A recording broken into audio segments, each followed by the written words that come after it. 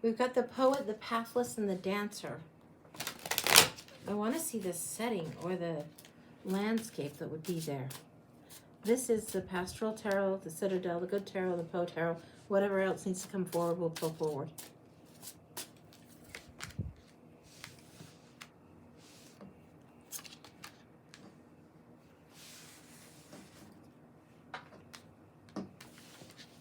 Why are you both? Why are you both? I'm getting the poet and the dancer. I'm getting both energies, both genders. I'm getting both. It doesn't feel like twin. It doesn't feel like lovers. It feels like a dual life. It doesn't feel like you were cross-dresser and just trying it on for size. It felt like you had the mandate of living a double life. You were born as a woman. You traveled as a woman, could do the dancing, but you knew how to protect yourself by going as man, by passing as a man, by disguising. There is theater elements coming in. The ribbon work and the dancer. You knew how to create the setting around you or the assumptions about you. I'm getting something like, I don't know why I'm getting Shakespeare's theater in here, but I'm getting something like Shakespeare's theater. You were among that time. You would know how to navigate that realm.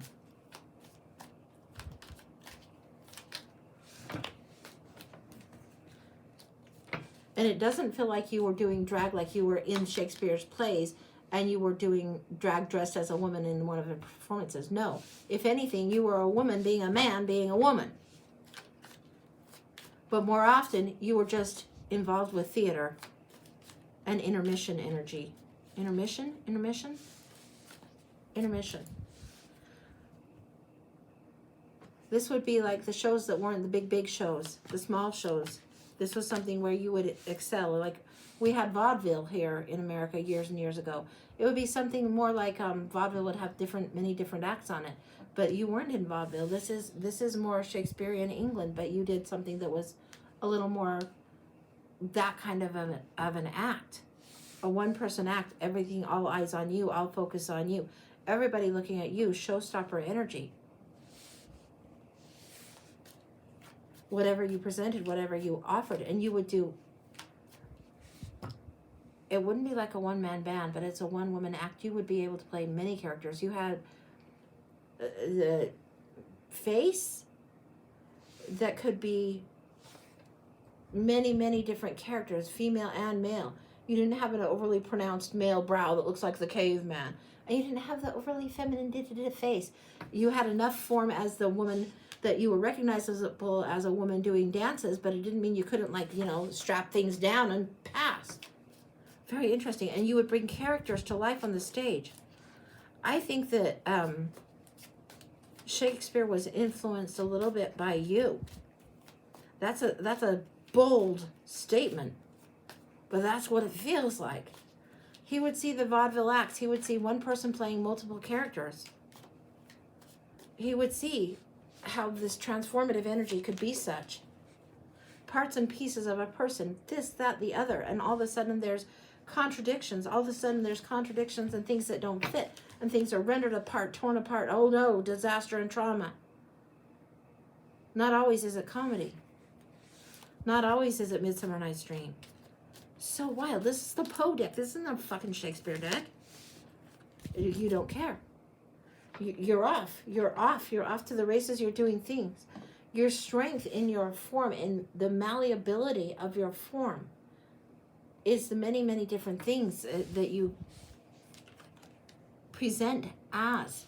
You would even be able to be so skilled in the costuming that you could have snuck up on someone that knows you as well as your mother, that they wouldn't recognize you. The way you would don a character and take a character, take the voice, take the demeanor. You were a brilliant actor, performer, and costumer. You did it all. You had the heart of the poet, which made you understand humanity really well. The vulnerability, the pliability, the understanding, sorrow, sadness, and elation as well, and highs and giddiness.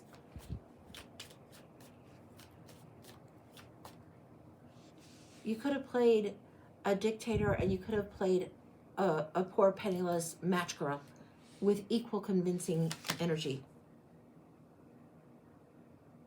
Disruption. Who the fuck is that? There's this, in the Poe deck, it looks like an orangutan straight up. But there is somebody that comes in and there's straight up jealousy, anger, and they don't love the attention that you garner and whose attention you gain even in small ways. They want to wreak havoc with you. This is your arch nemesis. This is a rival, a big time rival. This is a male rival. They don't care that you're a girl. They don't care. They see your gift. And they want to be the actor of actors. They want to be the one having all the attention. They want to be center stage. You definitely are a threat to this orangutan fuck.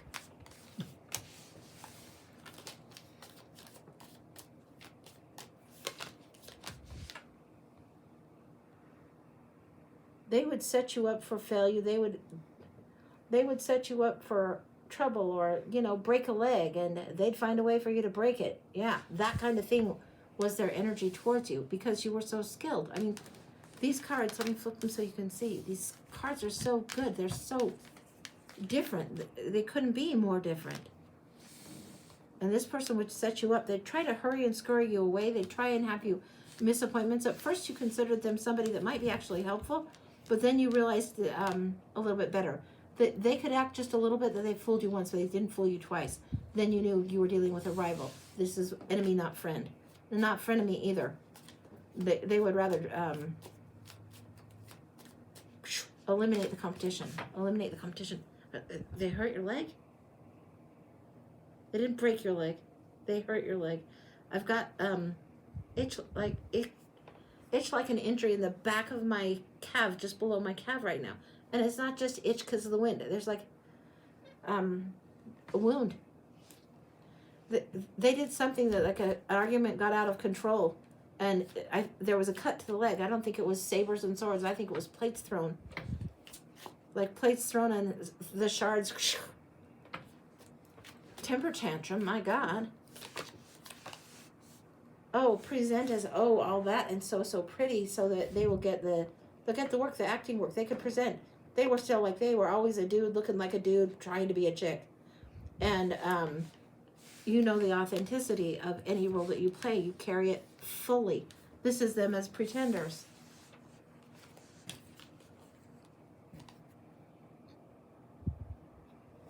They created enough trouble that people would have to take sides.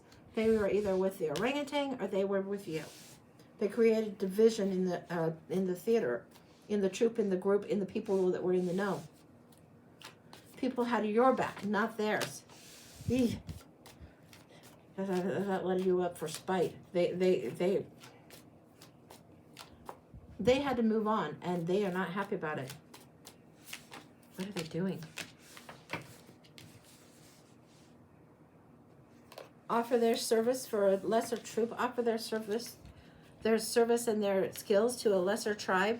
Try and create even more division and animosity as a pretender. Get people riled. Try to burn something down.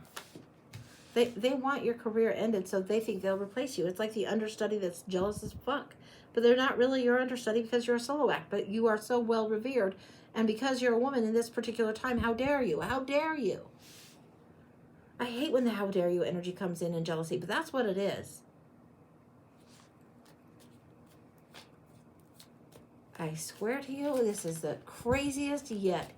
This feels like this is Shakespeare himself riding in to cover your ass and bring credibility to you. I have no idea why. I don't know who you were to him. I couldn't say if you were just a muse or a mistress or just somebody that he respected and loved to see how you did it and inspired him. There is a connection with you and William Shakespeare that is as clear as any other thing I've ever seen on this table.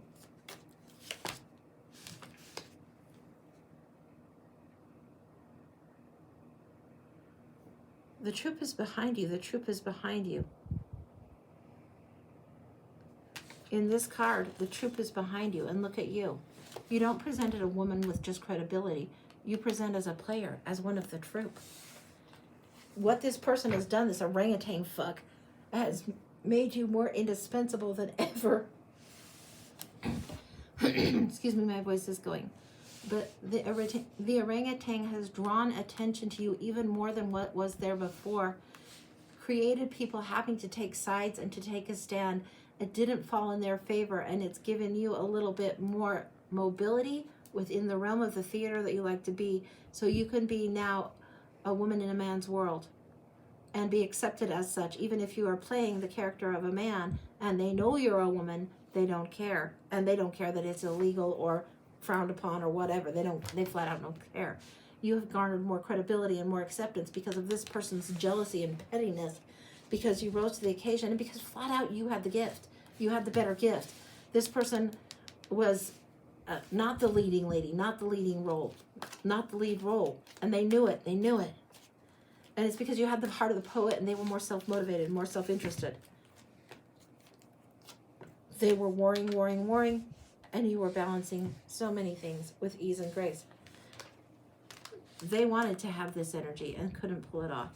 You had the energy and mastered it and juggled it and made juggling coins or tambourines or anything look fascinating, graceful, enticing, mesmerizing.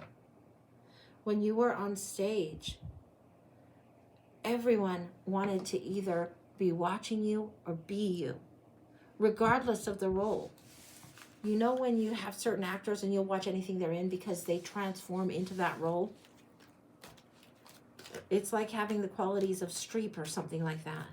Those kinds of qualities were what you had back then. High drama, big situations, skill, wisdom, charm, a little bit of this knowledge of know-how of behind the stage and the sets also, because of the way you would transform.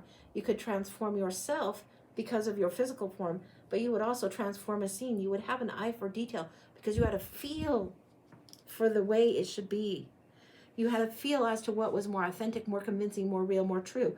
You would have a feel like if somebody were going to make something like fake blood or something, you would know how to create a formula that wouldn't look like just red paint. It would look more like, I don't know, chocolate syrup with a little burgundy in it or something. You would know those kind of details. You would help prop masters. You would always be in the theater.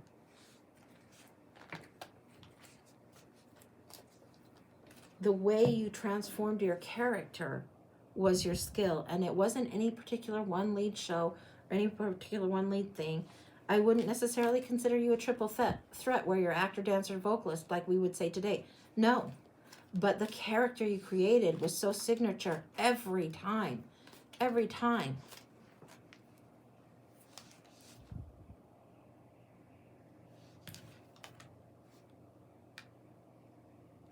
I'm getting a reference to your childhood and the way you got so good is you would watch the way the animals would interact with each other. You would watch the way they moved. You would play at them. So, you know, when little kids go around the house and they're pretending to be dogs, you were that on steroids. You wouldn't pretend to be dogs, but you would go and like frolic around the forest like the deer. You would go and try and scurry like the mouse. You were really, really outdoors a lot. You would understand the animals in the woods around you, and you would become those animals. You would play with them. You would talk like they didn't care what you were doing. You weren't fucking Snow White. But you would talk to them, and you would say, like, whoever the deer was, you would have a name for that deer, and you would call to it or talk to it or whatever. You weren't Snow White and that close with the animals, but you would play, or you would make up stories and games. It's why being in the theater where there were plays and stories going on, your imagination was fueled and fueled. I think you were an only child. Do we have anything else on her childhood here? You're a very lonely child. Your dad was quite a bit older. Quite a bit older.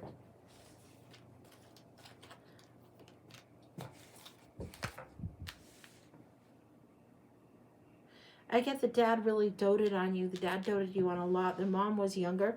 The dad took a younger bride so he could have someone to bear his name. You came out a girl. He wasn't so deeply disappointed, but she felt like an utter failure because your gender was a girl.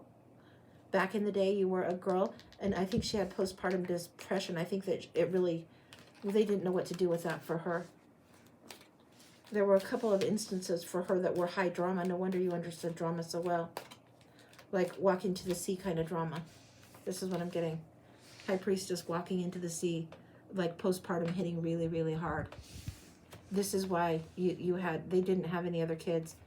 I don't think that she did end her life, but I think there was a time where it was touch and go for your father and your mother, and particularly for your father, to keep your mother on the planet. I think she liked you well enough as a child, but she still felt like she had failed him. She had been raised to believe she must give him the name. She must give him, someone else the name to carry on. He was older enough. He was delighted by you. He really doted on you.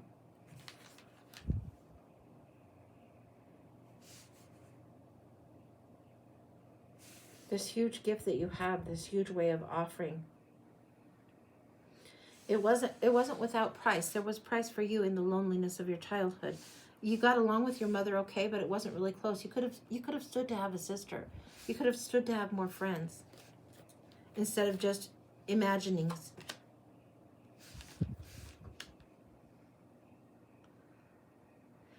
You were the son for your dad. It is why you were so easily the son for everyone in the theater, because you grew up thinking you were the son, thinking you had this gift, this illumination. It was something that he wanted you to have. It was something he saw. Sometimes your mom would see it, but really her chemistry feels like her chemistry was off.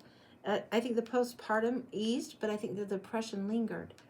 And I don't think she was out to get to you or rivaling or any malicious. No.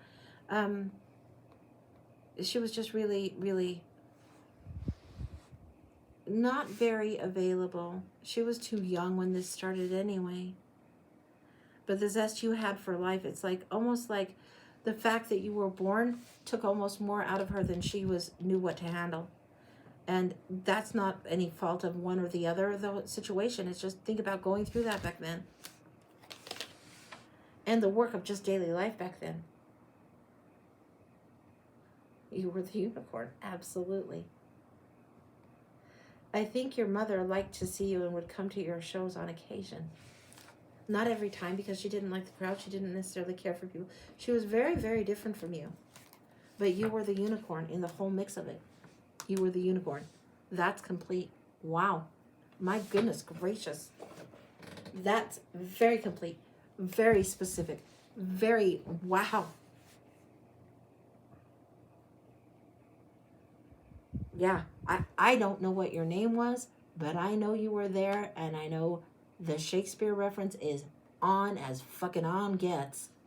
She said, involved in theater and some still always around theater atmosphere.